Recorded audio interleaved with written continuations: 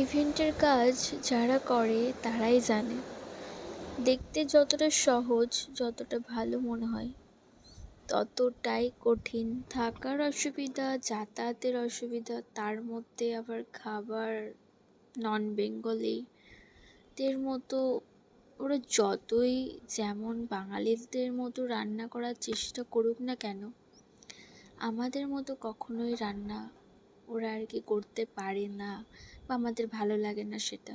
Non veg করলেও সেটা খুব একটা ভালো হয় না। স্ন্যাক্সে ছিল চাউমিন, তো আমরা সবাই মিলে চাউমিন খাচ্ছিলাম। প্রথমে আমরা গণেশ বন্দনার ড্রেস পরেছিলাম, তো সেটা আবার ক্যান্সেল হয়ে গেছিলো, বলছিল হবে না।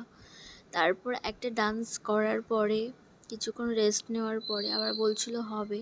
তো তারপর আমরা আবার সেই ড্রেস পরি, তারপর রেডি হয়ে বসে থাকি কিছুক্ষণ। তারপর বাইরে থেকে মোমো এনেছিল, সেটাই আমরা খাচ্ছিলাম, সবাই মিলে বসেছিলাম, আর একটু ভিডিও আমি করছিলাম। অনেক দিন থাকা হয়েছে, কাজ করা হয়েছে, আজ আর কি আমাদের লাস্ট কাজ বিহারে। তারপর আমরা কলকাতায় চলে আসব। তাই আজকে রাতটা বা কতক্ষণে কাজটা শেষ হবে এই আশায় ছিলাম।